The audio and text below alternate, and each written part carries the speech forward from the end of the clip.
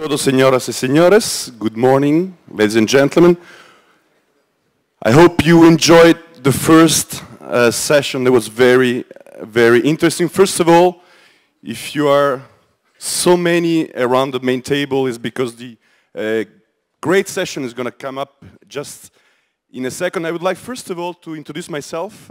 My name is Stefano Bernabino. I'm from Eurosport. I'm the chief editor of Eurosport International. So welcome again to the Global Sport Forum of Barcelona. I'm very honored to be here this year again. I was here last year, it was a great experience.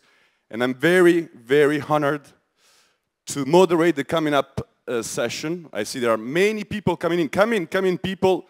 It's time for the big one to come. So once again, I'm very honored to be moderating the coming up session. The coming up session topic is about life after sport, the retraining of a champion. You see, it is on the program of the Global Forum 2012, and he made it here to Barcelona on purpose not to miss this event. Now, you all have headphones.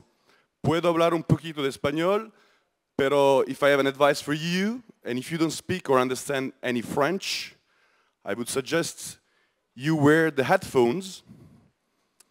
You're going to have on the screens the languages translated in your headphones. I think we have Catalan, first of all.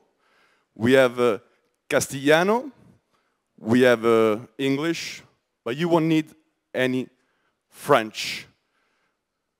Because the two stars that we are going to be calling on stage are French native speakers. So if everybody has their headphones on, we can call them up. Mesdames et messieurs, il est le père de la publicité et de la communication. Permettez-moi de dire que c'est même le godfather of advertising and communication. C'est le plus créatif des créatifs. C'est le vice president of Havas Group and Chief Creative Officer, mesdames et messieurs, Monsieur Jacques Séguéla.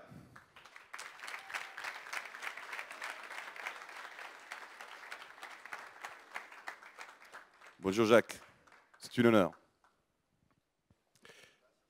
Les places sont celles que vous préférez. Vous avez la priorité, donc celle-là, ce sera la vôtre. À côté de Jacques, aujourd'hui, nous avons l'immense plaisir, l'immense honneur d'accueillir un homme, un champion hors norme, un artiste pas seulement du ballon rond, lui qui a su faire de son sport d'abord et sa vie ensuite, son playground, son terrain d'expression, de communication d'art, élu à toujours meilleur joueur de Manchester United et meilleur joueur de la Premier League, aujourd'hui acteur de succès international, mesdames et messieurs, Eric The King Cantona.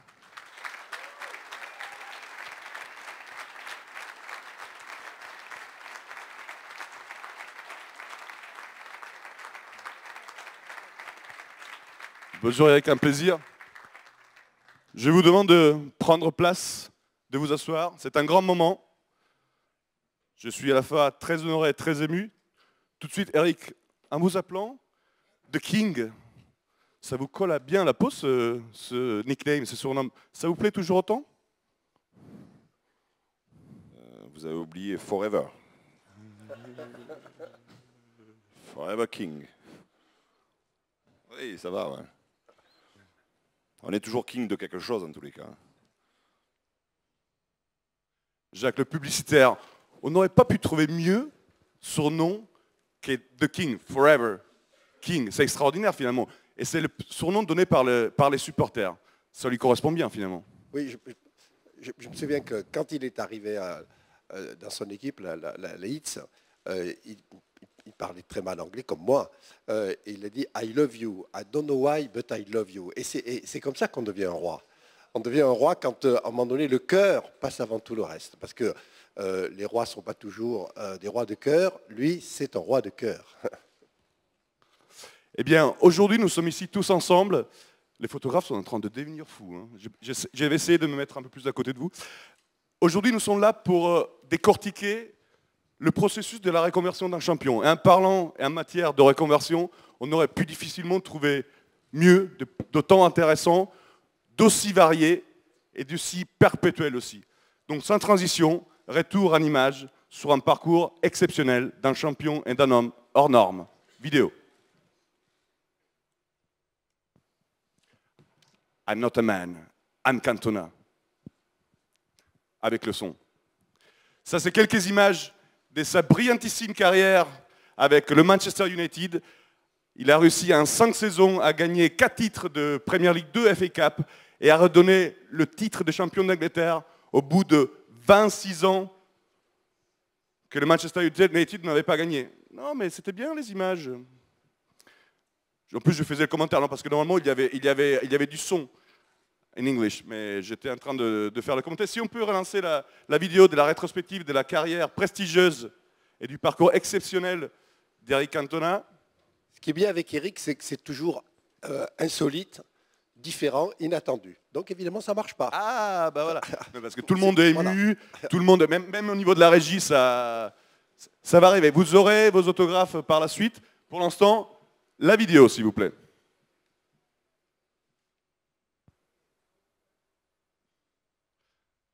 D'accord, bon, très bien. Donc la vidéo, on ne l'aura pas. En tout cas, je vous la raconte en image, vous le connaissez mieux que moi.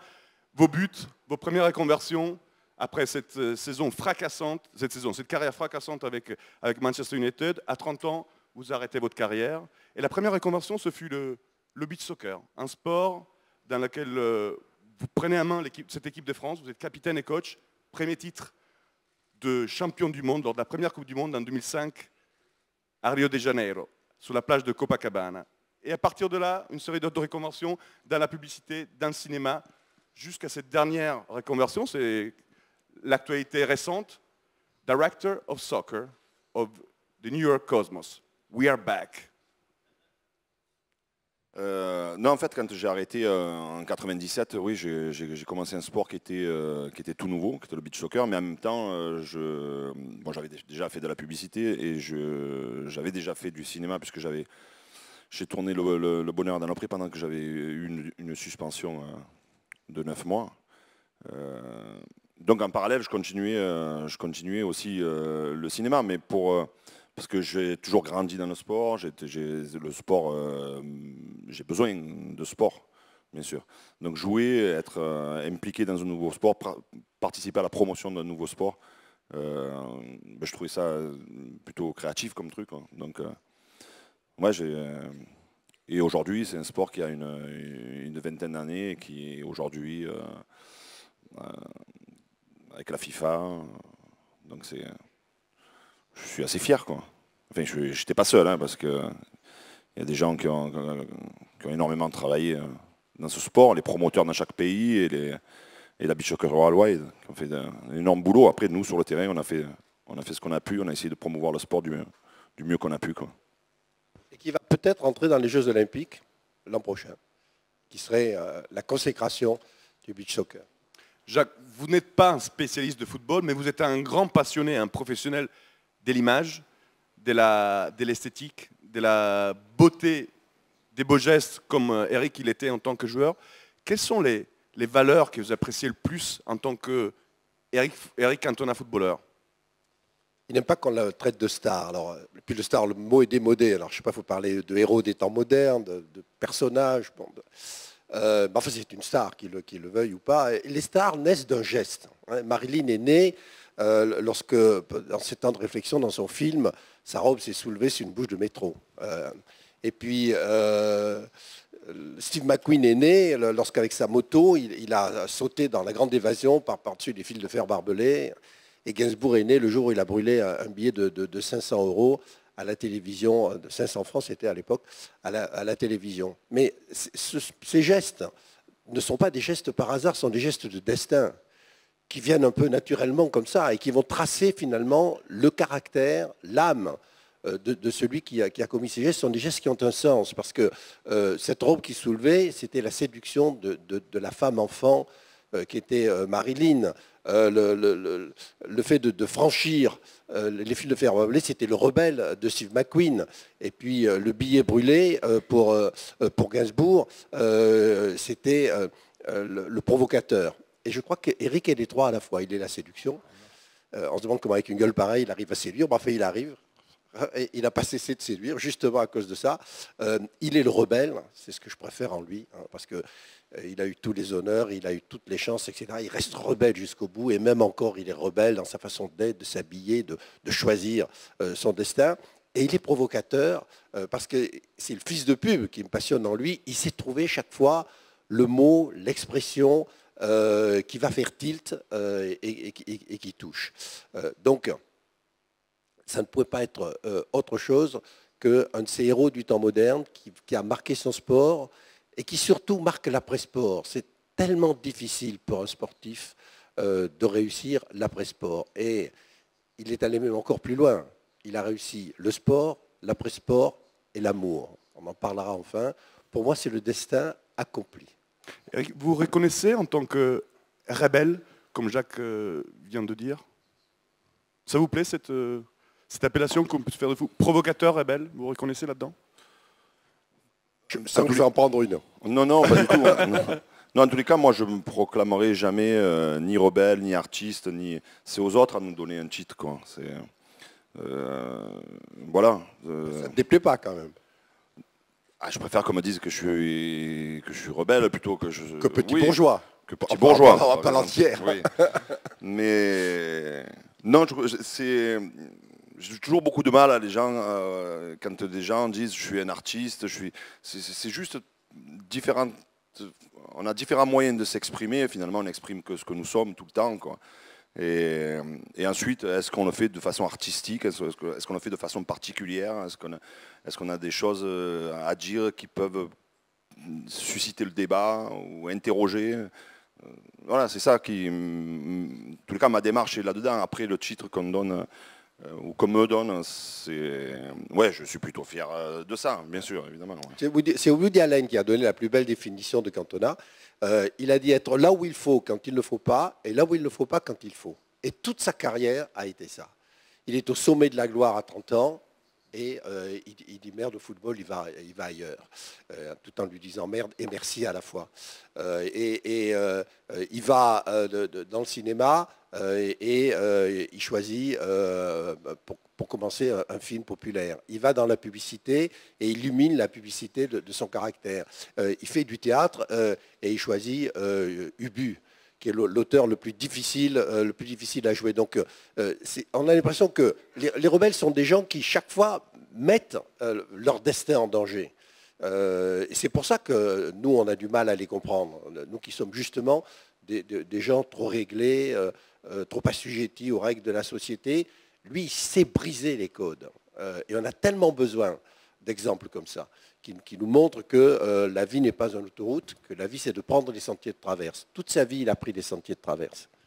Et justement, vous parliez d'expression, de capacité d'exprimer sur le terrain de jeu, pour revenir à votre carrière de footballeur. D'ailleurs, si les images, on pouvait les avoir, j'aimerais bien juste savoir si on pouvait avoir les petits extraits, parce que sinon, je vais être obligé de mimer du Cantona. Alors là, c'est pas évident.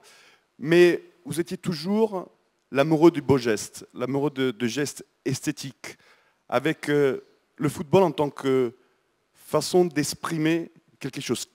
Quelle était justement votre vision du football aussi particulière? Dans la vidéo, et du coup je vais le mimer, après ce but contre Sunderland, magnifique, vous vous rappelez la pichenette, le torero. Sur les images, ça aurait été mieux, Eric. Je ne vous demande pas de le faire, vous êtes acteur, mais pas... Voilà, justement, quelle était votre vision du football? Et pourquoi vous aviez cette vision du football aussi différente que les autres? Je ne sais pas si elle était différente. Il me semble que... En tous les cas, j'ai toujours essayé de défendre le football que j'aimais quand j'étais enfant, quoi. Le football... J'ai rêvé d'être footballeur, j'ai rêvé de faire de belles choses, j'ai rêvé de faire de beaux gestes, j'ai rêvé de gagner honnêtement, j'ai rêvé de pleurer après une défaite, de rire après une victoire, d'exploser de joie après une victoire. J'ai jamais anticipé un but, en marquant un truc sur mon t-shirt avant. J'ai jamais réagi de la même façon. J'ai jamais calculé comment je réagirais parce que chaque instant est unique, quoi. Et donc chaque émotion à exprimer est unique. Et voilà. Bon, après, il y a eu aussi des choses comme sauter sur un hooligan, c'est pas un très beau geste, quoi. Vous voyez, il n'y a pas eu que des belles choses, mais dans le jeu en lui-même, en tous les cas, c'est ce que j'ai toujours essayé de rechercher, quoi, la beauté du jeu. Mais il y en a beaucoup aujourd'hui. Vous avez ici à Barcelone un joueur comme Messi, qui est un joueur exceptionnel. Où on sent qu'il y a ce jeu, ce truc de l'enfant, comme quand on était dans la rue, qu'on était enfant, qu'on rêvait un jour de jouer devant 90 000 personnes, quoi. Où on aurait payé pour jouer devant 90 000 personnes, où on se prenait pour une star. Voilà, et ça, les grands joueurs aujourd'hui et demain seront toujours ces joueurs-là, seront toujours ces joueurs qui ont ce truc-là de cette spontanéité, cette naïveté de l'enfant et ce rêve de l'enfant toujours qu'on voit briller dans leurs yeux, quoi. Oui, on est toujours le fils de son père. Je crois que sa grande chance, c'est d'avoir eu le père qu'il a eu. Son père était italien et marseillais, il était maçon, mais il était Gaulle le dimanche, et il était peintre et musicien, je crois, aussi, hein. Donc il avait un père qui à la fois travaillait de ses mains dur, a construit sa propre maison, qui en plus l'a amené sur des terrains de foot. Je crois que c'est lui qui t'a donné la vocation du foot, mais qui aussi était peintre, était musicien, était un artiste, même s'il était un artiste du dimanche. Et c'est peut-être à ça que tu dois finalement le destin qui t'attendait.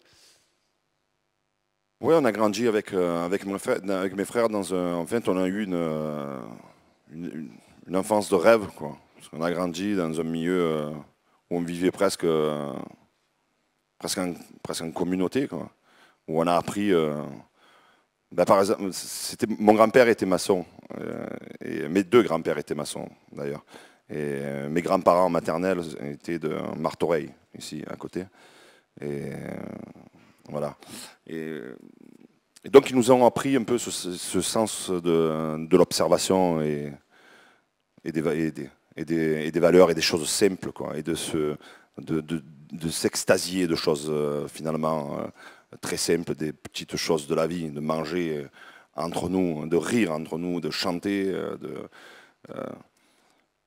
voilà, de vivre tout simplement au-delà de certaines valeurs que certains veulent faire passer en priorité, quoi. Et le sens de la fratrie. Ils sont là, les trois frères sont là, ils se déplacent ensemble. Je les ai toujours vus tous les trois. C'est extraordinaire, ils sont là, ils l'ont accompagné, hein. Donc, Joël, voilà. Jean-Marie et Eric, effectivement. Où qu'il aille, le clan Cantona est là. Une belle trilogie. Eric, on parlait tout à l'heure d'improvisation et de l'inconscient, quelque part, qui a toujours été un peu la ligne conductrice de votre carrière, de votre vie. Et en préparant cette rencontre, je suis allé fouiller, j'ai trouvé pas mal de phrases tout sauf banales que vous avez, déclarations tout sauf banales que vous avez fait tout le long de votre carrière. D'ailleurs, vous avez fait même un bouquin, La philosophie Cantona. Et donc, lors de cette rencontre, je vais sortir certaines, et il y en a une qui me plaît beaucoup, et que je vais le lire. Tout être différent, sortant de la norme, est considéré comme fou. Et je trouve très intéressant cette définition de la différence, de la folie, et cette limite entre folie et génie. Et d'ailleurs, c'est pas un hasard que votre coach Sir Alex Ferguson disait « Cantona is my genius ». Vous reconnaissez là-dedans, Eric? Ouais, d'abord, c'est pas un livre que j'ai sorti moi, parce que je trouvais ça assez prétentieux, quoi. C'est un livre qu'on a sorti comme ça, on a pris des phrases sur 10 ans de carrière, comme ça, qu'on a extraites d'interviews. Et est-ce que je me retrouve dans Cantona is my genius by Sir Alex Ferguson? Oui, ben c'est pareil, après c'est aux autres de dire ce genre de choses. Mais la phrase que j'ai dite moi, c'est quoi que vous disiez? Tout être différent, sortant de la norme, voilà, c'est ça qui m'intéresse surtout. Comme un fou. Ouais, c'est surtout ça qui m'intéresse. Oui, parce que qui a créé les codes et les règles de la normalité, ça, on ne sait pas. Des gens qui sont enfermés. Bon, celui qui agresse, qui tue, c'est différent. Mais celui qui est dans un... Moi, il y avait une dame dans un petit village où on allait qui parlait souvent et qui avait tendance à dire des choses qui semblaient être incohérentes, quoi. Mais finalement, rien n'est incohérent. À ce moment-là, les rêves sont incohérents. À ce moment-là, la peinture de Dali est incohérente et c'est un fou. Non, il y a une ramification dans tout ça, il y a toujours un lien dans tout ça, et je trouve ça beaucoup plus intéressant. Et la pièce du but que je joue aujourd'hui d'Alfred Jarry, Alfred Jarry qui a écrit ça il y a plus de 100 ans, est un écrivain surréaliste, burlesque et surréaliste. Et tout ça m'intéresse plus que dire que ça c'est un vert, ça c'est blanc et ça c'est noir. Je trouve que le voyage est plus intéressant et les portes qu'on ouvre comme ça sont beaucoup plus intéressantes. Voilà. Après, je me retrouve plus dans ce monde-là que dans un monde beaucoup plus classique. Les fous ne sont pas fous. Ils disent ce que l'on ne veut pas entendre et c'est pour ça que nous les enfermons. Et tout Eric est là-dedans. Et d'ailleurs, les gens intéressants sont justement les gens qui s'échappent de la normale et qui, parce qu'ils ont ce besoin de sortir de la normale et d'être différents de nous, qui nous amène ailleurs et autrement. Revoyons-le alors, ce parcours anormal, exceptionnel de Monsieur Eric The King Forever Cantona. Vidéo. I'm not a man. I am Cantona. Eric The King Cantona. A footballer like no other, an icon, an artist on the pitch, and according to the fans, simply the greatest Manchester United player ever. In his first season, United took the Premier League for the first time in 26 years. And in 5 years with the club, Cantona won 4 league titles and 2 FA Cups, scoring 80 goals in true showman style, some of them engraved forever in Manchester United folklore. Sings to defenders. Leclerc.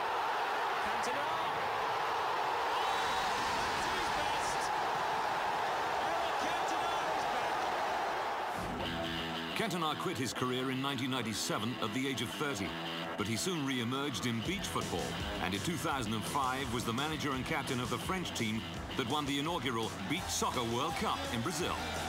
Meanwhile, another career had opened up in TV advertising, the first steps on a road into the world of acting. Bonjour, je m'appelle Eric. Voilà un sujet intéressant. Moi, je joue au foot. Ça, c'est efficace. Pour la conscience. Parce que Pepsi, c'est classe. Il y a un autre truc qui déconne. J'ai la peau sensible. Et pourquoi pas le ballon de bienvenue avec marqué flic dessus? Allez, la 52, merde! Before he returned to his first passion as director of football for the legendary New York Cosmos. We are back.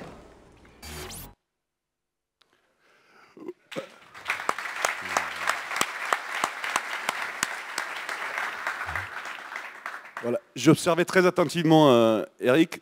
Il doit avoir toujours la peau sensible, je pense, en dessous de cette barre. Mais Eric, je vous ai vu quelques petits sourires, mais un plus marqué que les autres.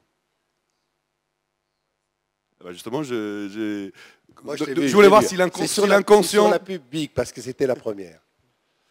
Ouais, je t'ai vu, là, qu'il y a eu un coup d'œil. C'était... ouais, c'est... Et puis je la faisais avec mon frère Joël aussi. Bon, on n'en a pas vu là, mais...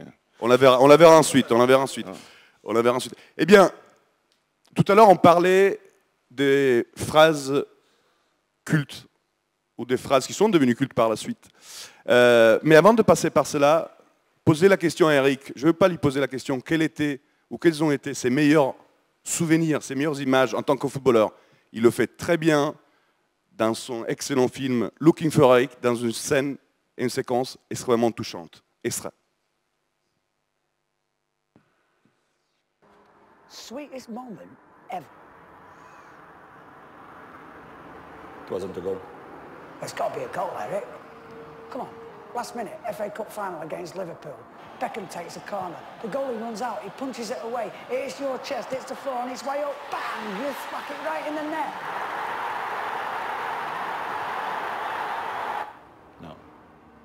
Wimbledon, it's got to be Wimbledon. You're going towards the ball's coming in, you're sussing out the trajectory of it, the angle of it, the spin on it, the way the wind's blowing, the speed of the wind, everything. You stick your right foot out, you stop it in mid-flight, it bounces up about a foot off your leg, you come back, you whack it in the most perfect volley in the world, in it goes, it's a goal, it's got to be a goal at it. It was a pass. A pass? Yeah. Oh, my God. To Irwin against Spurs, yes! Beautiful. I know how clever he was. Left, right-footed. Came in a flash, just flicked it with outside of my foot, surprised everyone. He took it in his stride and my heart soared. A gift. Yeah, like an offering to the great god of football. What if he'd have missed? You have to trust your teammates, always.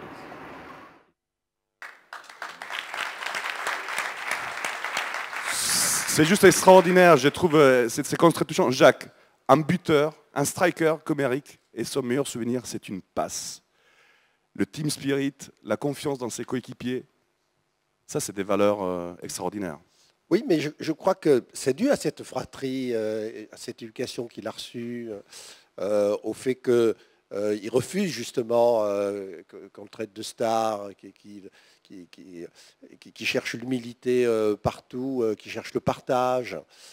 Et d'ailleurs, chaque fois qu'il peut faire le bien autour de lui, il le fait dans toutes ses actions qui essayent de se tourner vers les autres. Je crois que les destins sont toujours faits de valeurs de partage.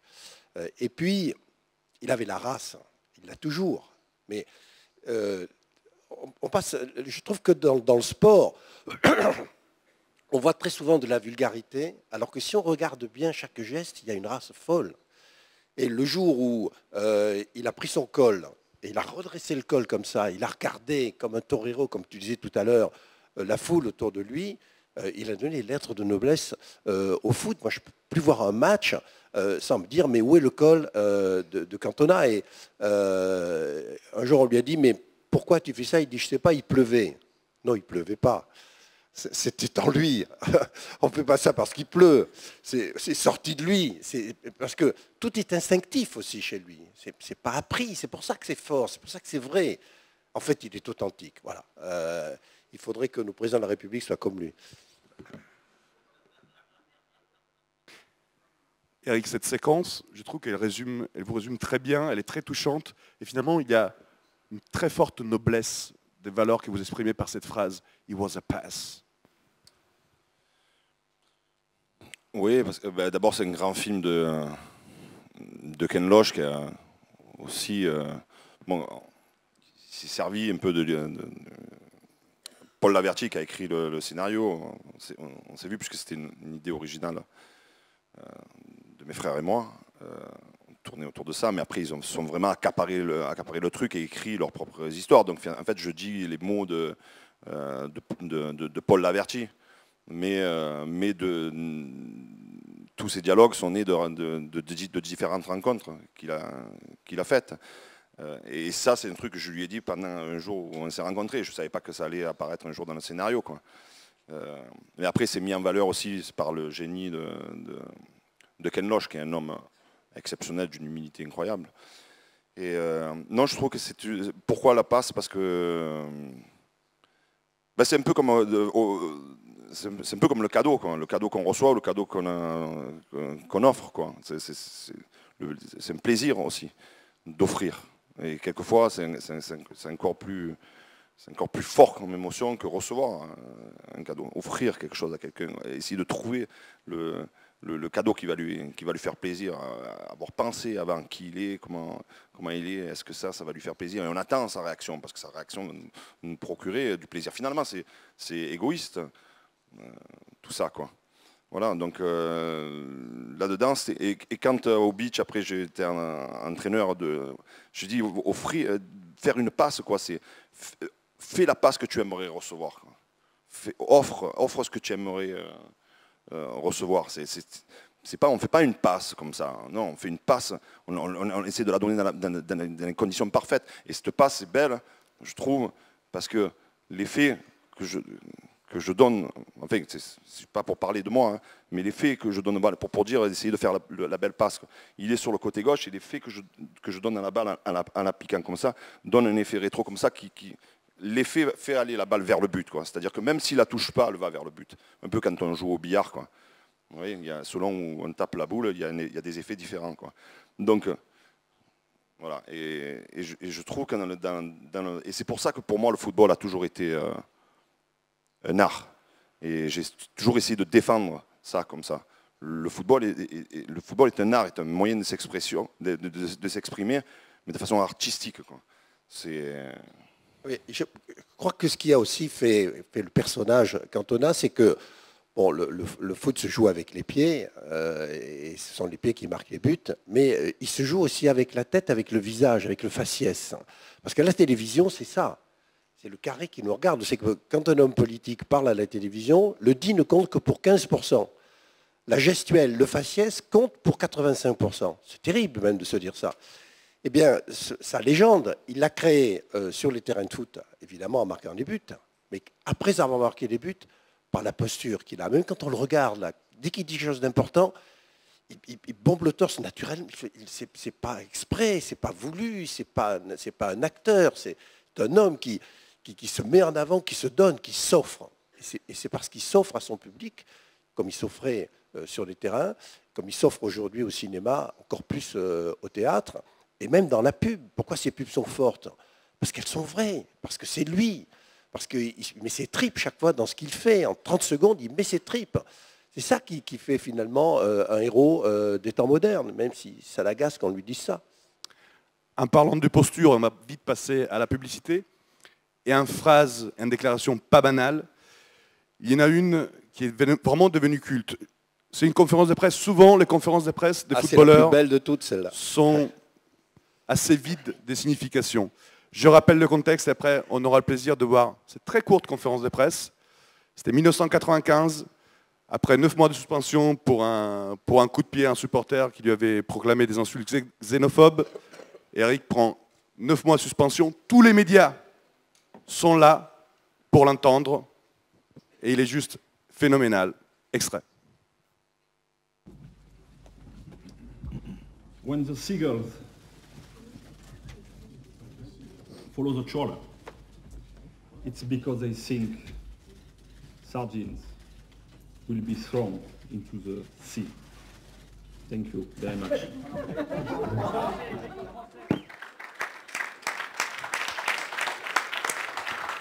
Moi, je pense que le Godfather de la communication, devant une telle déclaration, il doit être... J'ai écrit 25 livres sur la communication, je donne mes 25 livres pour cette phrase. Mais quelle beauté, mais quelle beauté. Parce que il dit j'ai fait ça comme ça. Non, il y a un vrai sens. Ça voulait dire quoi? Ça voulait dire vous allez me cracher dessus.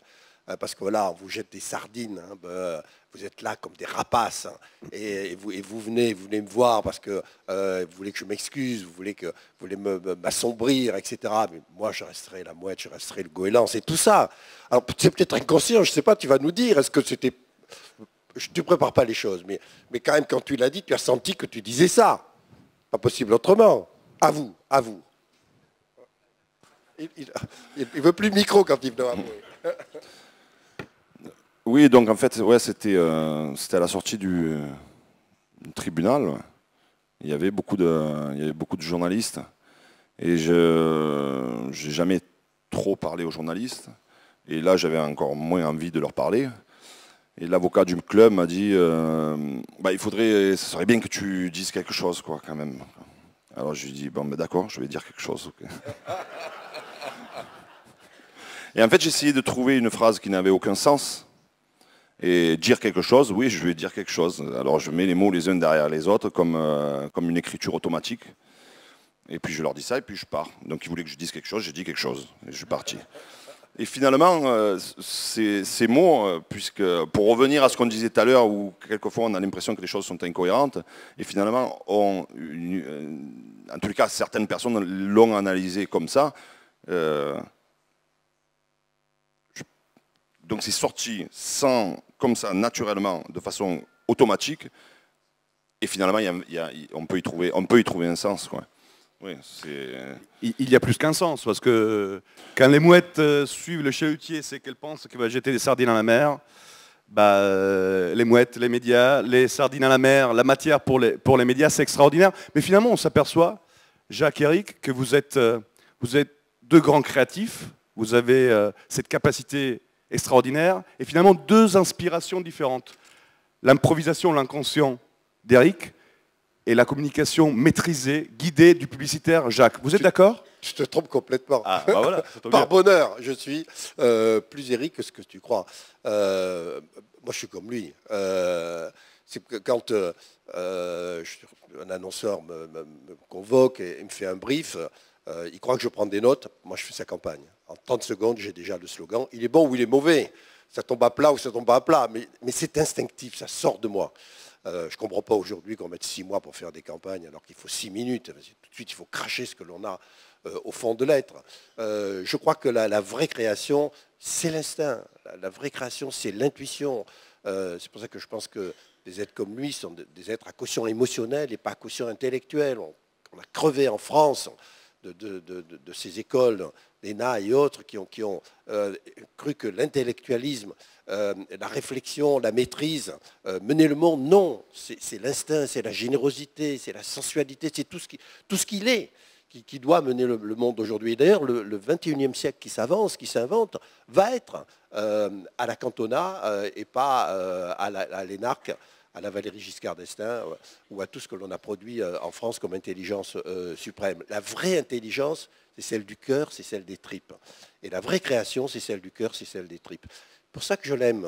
Je ne connais pas, c'est la première fois qu'on se voit. Je l'ai vu sur des plateaux, mais j'étais de loin là, quand il tournait les pubs. C'est moi qui lui ai fait faire sa première pub avec Franck Tapiro, et puis il en a fait beaucoup d'autres. Génial.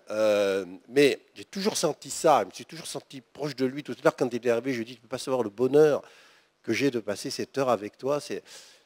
J'allais pas dire un rêve de gosse, parce que je suis tellement plus vieux que lui, mais je me sens un gosse par rapport à lui, il me redonne mon enfance. C'est ce qu'il a dit tout à l'heure. Hein. Il a dit, finalement, réveillez toujours l'enfant qui est en vous. Cervantes, le poète de ce pays, hein, dit, si tu veux réussir ta vie, quand tu deviens adulte, prends par la main ton enfance et ne la lâche jamais.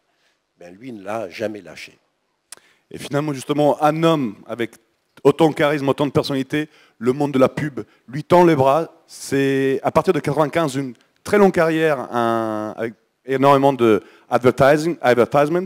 Mais avant, ce n'était pas la première, celle que je vais vous montrer, mais je vais vous montrer une qui est pour autoparodie, autodérision, me semble extraordinaire. Si vous croyez que je vais vous parler de football, vous vous mettez le doigt dans l'œil. L'œil, à propos. Voilà un sujet intéressant. L'œil, la vision, la précision. Vous savez ce que ça veut dire?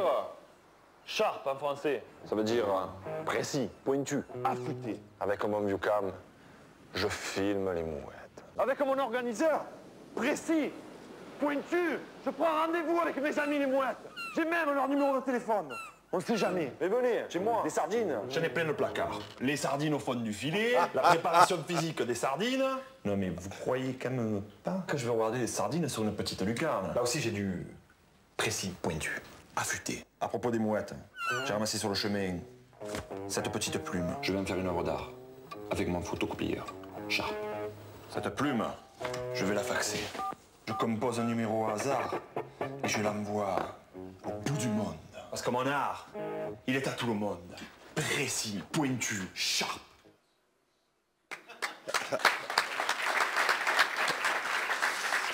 C'est un film, bon, c'est un archétype, c'est un film qui est dans les musées de la pub, de Franck Tapiro, qui est un de mes grands fils de pub. J'ai travaillé pendant 20 ans avec lui, il a créé son agence maintenant avec beaucoup de talent.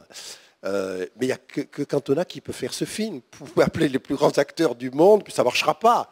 Parce que c'est lui, jusqu'au bout des tripes, c'est pour moi le plus beau film qu'il ait fait, même s'il a fait des Nike, ils sont entrés dans la légende. Mais celui-là, il est sincère et il est vrai. C'est lui qui l'a écrit d'ailleurs pour la plus grande partie. Eric, c'est extraordinaire. Personnellement, j'adore cette pub, surtout avec l'histoire de Mouette dont on parlait avant. C'est l'autodérision, l'autoparodie. Regarde-le, regarde. À l'énième puissance.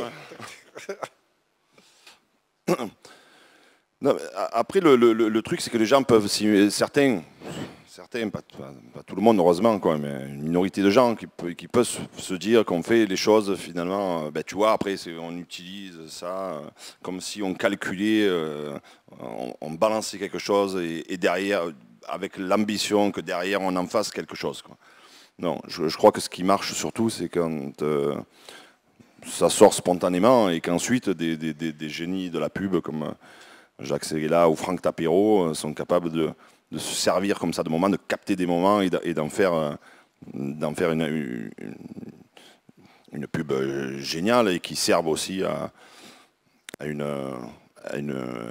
marque, quoi. Ouais. Mais en tous les cas, c'est pas l'ambition première, quoi. Enfin, me concernant en tous les cas, quoi. En tout cas, c'est le résultat qui se fait auprès de nous. Très rapidement, on a parlé de Bic. On profitera de voir aussi Joël, parce que c'est sur une longue durée d'année. D'ailleurs, on verra Anne-Eric bien plus jeune. Bic. Bonjour. Je m'appelle Eric. Eh ben moi, je m'appelle Joël. Moi, je joue au foot. Moi aussi, je joue au foot. Moi, j'ai la peau sensible. Moi, j'ai la peau très sensible. Moi, je me rase avec le bic une lame. L'orange. Et moi, avec le bic de lame. Le vert. Et moi, je m'appelle Cantona. Moi aussi, je m'appelle Cantona. Et moi, je suis célèbre. Et moi, je vais le devenir. Bic orange une lame.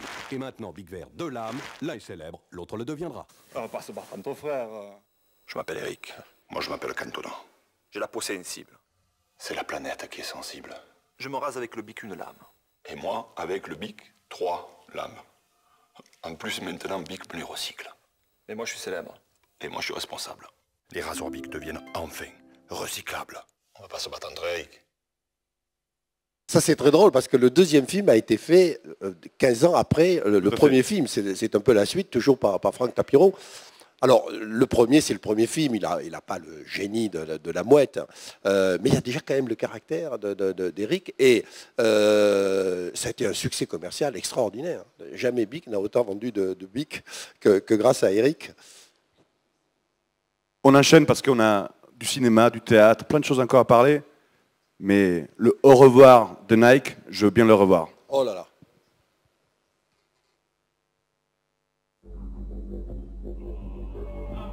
And on that day, a dark warrior rose to the earth to destroy the beautiful game.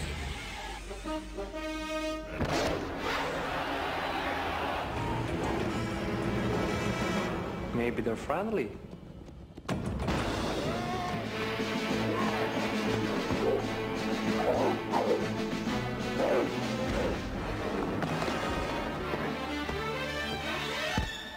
Au revoir.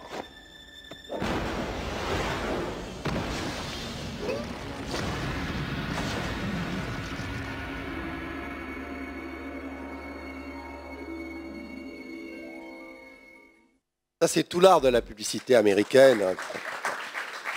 Très, très, très grand film, mais je ne sais pas si c'est voulu ou pas voulu, mais finalement, en faisant de la pub, il a fait sa propre pub. C'est-à-dire qu'après cette image un peu troublée du coup de pied qui avait été donné à vraiment un spectateur qui méritait rien d'autre que de prendre ce coup de pied, la pub l'a revirginisé, en montrant tel qu'il était, en montrant ce côté poétique, et là, en faisant finalement le héros du bien qui, d'un coup de pied, va assassiner le mal.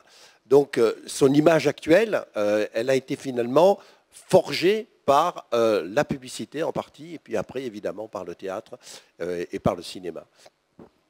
Et justement, en 1995, vous décrochez avec Joël ce rôle dans votre premier film, Le Bonheur est dans le pré, le premier d'une longue série. Est-ce que vous aviez rêvé de devenir acteur de cinéma autant que vous aviez rêvé de devenir footballeur?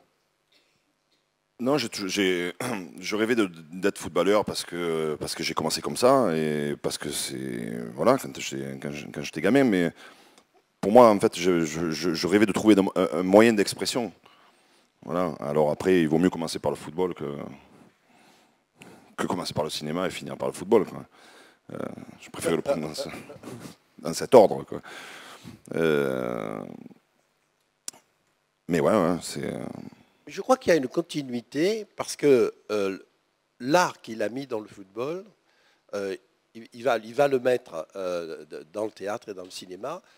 C'est pour ça qu'il a donné des lettres de noblesse au football. Et j'ai l'impression que c'est le même génie artistique qui a été celui du footballeur et qui est aujourd'hui celui de l'acteur, qui montre d'ailleurs que les sports sont des arts à part entière. C'est pas par hasard qu'ils passionnent le monde entier. Ce ne sont pas simplement des jeux. Moi, comme je vous disais, c'est un moyen d'expression comme un autre. Et quelquefois encore des gens ont beaucoup d'a priori, on réussit dans un milieu et puis on doit rester dans ce milieu-là et surtout pas en sortir et surtout pas faire autre chose. Pour moi, quand on a vraiment quelque chose à exprimer, c'est juste des moyens différents de s'exprimer, mais c'est ce que nous sommes nous qui est important, ce qu'on a nous à exprimer. Après qu'on passe d'un terrain de football à un plateau de cinéma, à des planches de théâtre, il y a peut-être un peu de technique à apprendre. Oui, mais est-ce que la technique est ce qu'il y a de plus difficile à apprendre? Des gens qui peignent bien, qui sortent des beaux-arts, qui sont de grands techniciens, n'ont pas forcément le génie de certains autodidactes ou des gens qui ont aussi appris la technique, qui deviennent des grands peintres. Mais ce qui est important, ce n'est pas la technique. La technique, finalement, tout le monde peut apprendre la technique si on y passe du temps et si on a envie d'apprendre, quoi. C'est ce que nous avons au fond de nous qui est important. Ensuite, est-ce qu'on a le courage de passer d'un milieu à un autre? Est-ce que tout ça est vraiment très sérieux? Est-ce qu'il faut le faire sérieusement? Oui, il faut le faire sérieusement. Mais est-ce que tout ça est vraiment sérieux? Moi, j'ai toujours eu la sensation que, oui, il y a des choses importantes dans la vie, c'est la condition humaine, quoi. Le reste, c'est un grand cirque où tout est possible. Où finalement, il ne faut pas un grand courage pour passer de l'un à l'autre. Qu'est-ce qu'on a à perdre, quoi? On n'a pas grand-chose à perdre. Est-ce que le trac doit nous paralyser avant de rentrer sur une scène? Non, on est là pour s'amuser, on est là pour jouer. Pour jouer, il faut avoir travaillé. C'est pour ça que je dis le faire sérieusement. On travaille, oui, très dur, pour essayer d'acquérir la confiance nécessaire pour ensuite pouvoir s'amuser, quoi. Voilà. Mais je crois que le plus important, c'est ce que nous avons à exprimer et d'avoir vraiment conscience que tout est possible et tout est faisable si on prend le temps, quoi, de le faire. Après, c'est sûr que le fait d'avoir eu un nom dans le football permet de faire du cinéma plus facilement. Et certains qui ont fait des écoles de cinéma se disent pourquoi lui fait du cinéma et pas moi. Voilà. Après, ça, c'est le temps. Après, ça, c'est le mental aussi, parce que l'avantage que ça donne aussi des inconvénients, c'est-à-dire tous les a priori que peut avoir le public, le temps qu'il faut au public aussi pour accepter qu'on puisse faire autre chose, toutes les frustrations des gens qui ne tournent pas obligatoirement. Les plus grands n'ont pas ce discours, évidemment. Et donc passer au-dessus de ça et de faire confiance au temps, et que le temps, si on a quelque chose de profond à exprimer, nous donnera raison et nous encouragera à continuer, quoi. Et avec le temps et le travail, parce qu'en 2009, alors qu'il avait commencé en 1995, la consécration avec un film extraordinaire, Looking for Eric, présent et sélectionné au Festival de Cannes 2009. Extrait. Play safe, no risk. Take a risk. What are you doing? What do you look like I'm doing? I'm a new regime. Today, I'm okay. Operation Cantona! Yeah!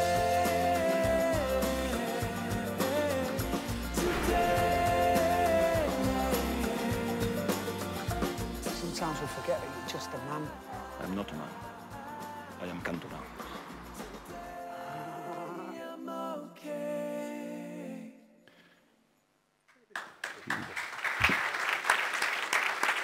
Merci. Eric, est-ce qu'à travers ce film, vous prenez pleine conscience que vous êtes un grand acteur, un devenir? Non, d'abord je joue mon rôle, écrit par Paul Laverty, avec des répliques écrites Paul Laverty, donc il est facile d'être soi-même, d'être spontanément soi-même, un peu plus difficile de jouer soi-même, c'est-à-dire presque se regarder être, quoi. Ouais, il est plus facile d'être que de se regarder être. pour certains, en tous les cas pour moi, quoi.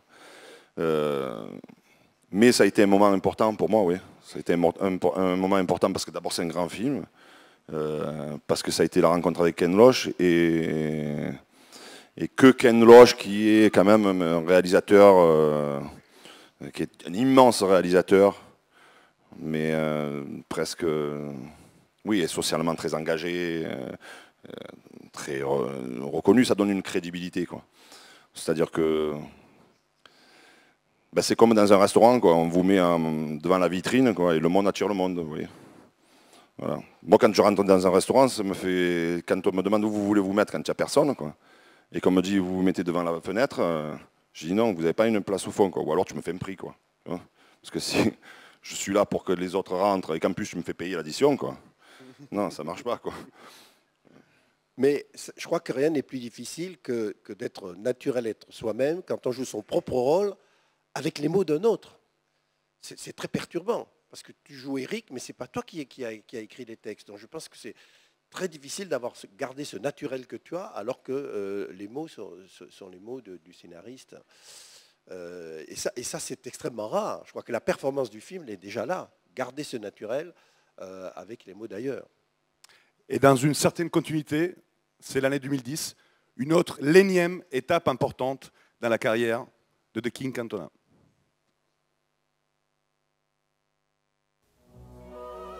Alongside his career in cinema, where he achieved international acclaim in 2009 with Looking for Eric, Cantona has also taken to the stage.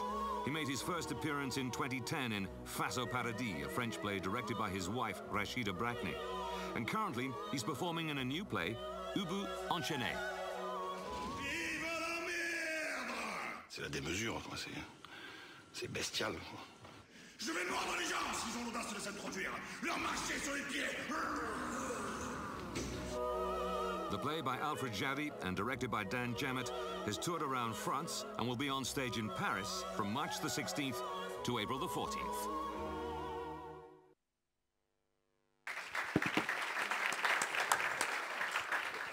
Eric, du cinéma au théâtre, la continuité est évidente, mais c'est encore autre chose. Est-ce que quelque part, le théâtre ressemble plus au football, avec encore plus d'improvisation par rapport au cinéma? D'improvisation, non, justement, je trouve qu'il y a beaucoup plus de travail qui est fait au théâtre qu'au cinéma. Et c'est ce qui me plaît aussi. C'est toutes ces semaines de répétition où on cherche des choses, où on essaie des choses, où on prend des risques, où on discute du texte, où on essaye de comprendre le texte, où on essaye de... Tout ce travail de recherche-là qui est fait pendant 5-6 semaines, quoi, finalement, si ça s'arrêtait là, déjà, ça me satisferait, quoi. Voilà. Après, quand en plus on a la chance d'être en face d'un public, là, c'est la première fois que je vois ces images. C'est bizarre. D'ailleurs, je vais jouer ce soir, là. On a joué hier soir, on va jouer encore ce soir. Et j'ai jamais voulu les voir, mais bon, je les ai vus là vite fait, parce que c'est bon aussi de jouer sans avoir vu d'image, quoi. Autant au cinéma, j'aime bien regarder de temps en temps au combo, puisqu'il y a des prises qui sont faites après, parce qu'il y a la lumière, parce que la caméra prend, il y a des angles différents, où le regard est important, où si on a confiance, bien sûr, au réalisateur, c'est moins important d'aller voir au combo, mais quelquefois on peut y aller, et ça a son importance. Au théâtre, je trouve que c'est mieux de rester dans le travail qu'on a fait de recherche, ensemble, sans passer par l'image, quoi. Mais c'est un grand plaisir de se retrouver face au public, et surtout avec un grand texte qui, encore aujourd'hui, puisqu'on a commencé à tourner le 4 octobre, quoi. Et ce soir on fait la 80e d'ailleurs, et on continue de s'interroger sur le texte tout le temps, quoi. Et donc s'interroger sur la performance. Et ce qui est beau au théâtre, c'est que tous les soirs, c'est-à-dire qu'on vient de jouer, on découvre des choses, et on peut les balancer encore le lendemain, quoi. Et tous les soirs, il y a toujours quelque chose de nouveau devant à défendre, quoi. Au cinéma, il peut y avoir des frustrations, justement, par le manque de travail fait en amont, où chacun travaille, oui, mais de son côté un petit peu, très peu en équipe, quoi. Et donc du coup, quand on a tourné, il y a cette spontanéité-là, mais il peut y avoir des frustrations aussi. Parce qu'on se dit, finalement, le soir, il n'y a pas un soir où je rentre à l'hôtel, où je ne me dis pas, mais pourquoi on aurait pu faire ça, comme ça, comme ça, comme ça. C'est bien d'essayer au théâtre, et le théâtre nous permet ça, quoi. On retrouve d'ailleurs tout l'ADN d'Éric dans ce choix. Il fait du théâtre. Imaginez qu'il va faire une pièce moderne, il fait une pièce de boulevard ou une pièce d'aventure. Pas du tout. Il prend l'auteur le plus difficile qui soit, Alfred Jarry, 100 ans. Et il ne prend pas la pièce la plus facile, parce qu'il aurait pu prendre Ubu Roi, qui est une pièce... Bon, il prend la pièce la plus difficile du répertoire de Jarry, Ubu enchaîné, et ça donne cette espèce de force. Moi, je ne l'ai pas vu, mais je vais l'avoir à Paris. Tous les Parisiens qui sont là, à partir du 14, il est à l'Athénée à Paris pour une semaine, hein, je crois, ou pour 4 semaines, donc il ne faut pas rater ça. Ça donne tellement envie de le voir, mais une fois de plus, il a remis son destin en jeu. Quel est l'acteur non confirmé? Il est en confirmation d'acteur de théâtre. Il faut 10 ans, 20 ans pour avoir le droit d'un titre d'acteur, de grand acteur de théâtre. Il prend ce qu'il y a de plus difficile pour exister et il le réussit. Je crois que c'est ça la définition d'Éric, c'est toujours se remettre en question et prouver en permanence que l'on peut aller plus loin. Vous remise en question parce que c'était quand même votre deuxième pièce, alors que la première, Face au paradis, votre début au théâtre, avec la mise en scène de Rachida Bargni, votre femme. Quel rôle elle a joué, votre femme, dans cette évolution de carrière cinéma et théâtre? Si j'ai commencé au théâtre, c'est grâce à elle. On m'a proposé des choses, quoi. Mais c'est elle qui a réussi à me donner cette confiance, quoi. Et pour aller au bout de cet encouragement, elle en est arrivée à mettre en scène elle-même. Rachida, qui est actrice au cinéma et qui est aussi une immense actrice de théâtre, hein, qui a été à la Comédie Française longtemps. Et donc, le fait qu'elle le mette en scène, oui, parce que c'est pas le genre de femme à se mettre en danger, se mettre au bord du gouffre, en ayant de grandes chances de plonger, quoi. Si elle le fait, c'est qu'elle nous transmet cette confiance, et qu'elle a confiance en nous et qu'elle sait qu'ensemble on va réussir quelque chose, quoi. Voilà. Donc sans elle, j'aurais sûrement pas essayé, peut-être, j'en sais rien, quoi. Mais en tout cas, ça m'a beaucoup aidé, quoi. Moi, ce que je préfère dans l'œuvre d'Éric, c'est une œuvre. D'ailleurs, chacun de nous a son œuvre. C'est son histoire d'amour. C'est ce couple extraordinaire qu'il crée avec Rachida, Molière, César, une immense actrice. Elle raconte, j'ai lu dans une interview, elle raconte le moment où il l'a subjugué. Il est en train de tourner L'Outre-Mangeur. Ils sont dans la salle de maquillage. Lui avait plusieurs heures de maquillage parce qu'il est difforme. On a vu une image passer tout à l'heure très vite. Il est difforme, il avait le cou gonflé, etc. Et elle dit, j'ai vu son œil dans le miroir et j'ai su. Quelle formidable déclaration d'amour pour une femme. Ça s'est passé sur un coup d'œil, sur un clin d'œil. Et je crois que ta vie a basculé à ce moment-là. Je crois que ta nouvelle vie a commencé là. Je pense que finalement, de tout ce que l'on a pu faire dans la vie, moi qui suis au terme, hein, 80 ans, c'est pour demain matin, la seule chose qui compte, c'est l'histoire d'amour que l'on a pu mener pendant sa vie. Et je te souhaite, moi j'ai 35 ans, je te souhaite d'avoir 35 ans d'amour avec ta femme. C'est un tellement beau couple, c'est tellement différent d'abord, hein. Les couples sont dans la différence, tellement complémentaires. Et tu dis, finalement, l'amour, je le vois à travers ses yeux. Et quand elle n'est pas là, je me sens vide. C'est extraordinaire de se dire, quand on a tout réussi comme lui, que finalement, la seule qui compte le plus, c'est cette femme qui est à côté de lui, et elle lui manque, et il n'y a plus rien. Oui, pour en revenir à la discussion de tout à l'heure, du début en tous les cas, puisqu'on a commencé comme ça, en parlant des choses simples de la famille et qu'on a grandi là-dedans, on a grandi dans cet amour de valeurs simples, quoi. Et après, on recherche, oui, toute sa vie, ce regard-là, quoi. Ce regard, en fait, c'est un miroir, quoi. On se trouve beau dans ses yeux. D'ailleurs, ce film parlait de ça, parce qu'il était obèse, il ne pouvait pas se voir dans les miroirs, il mettait il y avait des rideaux devant tous les miroirs de la maison jusqu'au jour où il rencontre cette fille qui était interprétée par Rachida c'est un peu la belle et la bête, quoi. Et au fur et à mesure de cette rencontre où il sent que dans ses yeux il peut se voir, lui il peut s'aimer, enfin il peut ouvrir et se regarder dans un miroir, quoi. Voilà, donc ouais, le regard de l'autre et c'est vrai que c'est l'amour des siens, quoi. Évidemment, quoi. L'amour des siens, de ses enfants. Voyons-le juste ce regard, l'extrait de l'Outre-Mangeur, année 2002, année et lieu de la rencontre entre Eric et Rachida. D'ailleurs, ça fait 10 ans. Extrait, l'Outre-Mangeur, vous verrez un Eric informe. Vous avez du talent. C'est chez moi. Vous êtes à 9h. Vous y serez parce que vous avez peur. Peur d'aller en prison pour le meurtre de votre oncle. Vous avez besoin de moi. Moi aussi j'ai besoin de vous. Demandez juste de venir chaque soir de 9h à 11h. Vous ne poserez aucune question. Et dans un an, jour pour jour, vous serez libre. Regarde ça. Regarde-moi, je suis là.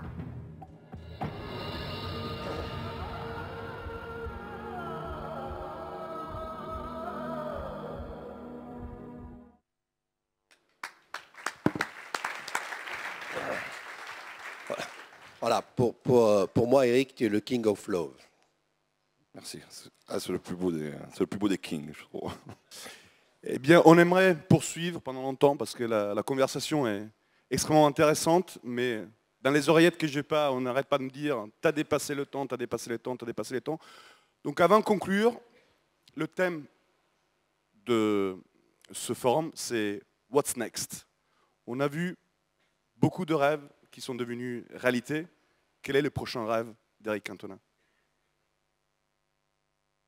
Le prochain rêve. Je sais pas, en tous les cas, là, quand on va finir la pièce, je vais aller à New York, au Cosmos, qui est un club à part entière, quoi. Qui est un club, enfin, qui est un club à part entière, non, justement, qui est un club mythique. Un club qui est né dans les années 70, qui est plus qu'un club de football. Et c'est aussi pour ça que je suis allé là-bas. Bien sûr, si j'ai envie de revenir dans le milieu, avec le temps, on peut s'arranger à trouver. Je peux me retrouver dans n'importe quel club, peut-être. Mais ce club-là est un club vraiment particulier de par son histoire, quoi. Et je trouve que ça réunissait vraiment la vie que j'ai eue dans le football et ce que je fais aujourd'hui, quoi. Ça réunissait vraiment les deux et permettent d'exprimer un peu tout ça à travers ce club aussi, quoi. Voilà. Et l'annonce, j'ai bien aimé l'annonce We Are Back. On nous l'a reproché, hein, de faire ça avec un cigare alors qu'on prend un club de football, quoi. C'est pas très...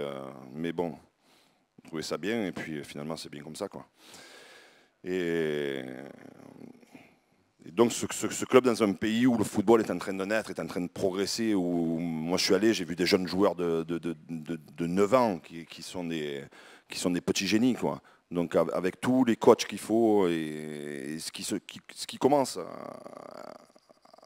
à se transmettre là-bas, je pense que c'est un pays qui peut, dans les 20 ans à venir, gagner un jour une Coupe du Monde. Et nous, notre ambition, c'est de former vraiment des joueurs comme ça, avec une vraie idée de jeu, une vraie identité de jeu, une vraie philosophie de jeu.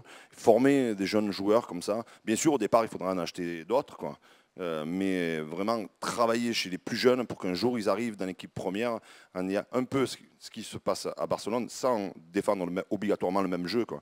Mais cet esprit qu'a réussi à créer Cruyff il y a 25 ans ici à Barcelone, quelque chose de fort où les jeunes jouent ensemble depuis l'âge de 13 ans et sont formés un peu dans l'amour du jeu, dans une certaine façon de jouer, dans une certaine façon d'aimer le jeu.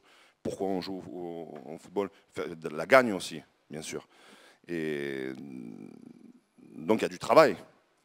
Mais si un jour il y a l'équipe des États-Unis peut jouer une demi-finale de Coupe du Monde avec une grande partie de nos joueurs, on sera aussi fiers de ça, quoi. Ça voudra dire déjà qu'on a réussi et en plus aider une équipe nationale. Ce qu'a fait Barcelone avec l'équipe d'Espagne, quoi.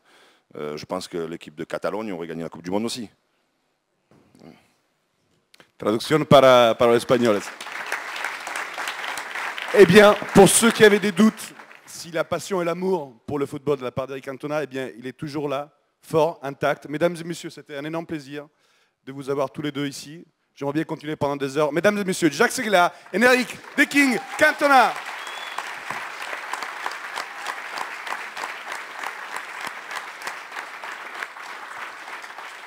Eh bien, moi je vais profiter parce qu'il y a une photo avec les deux Elbocher.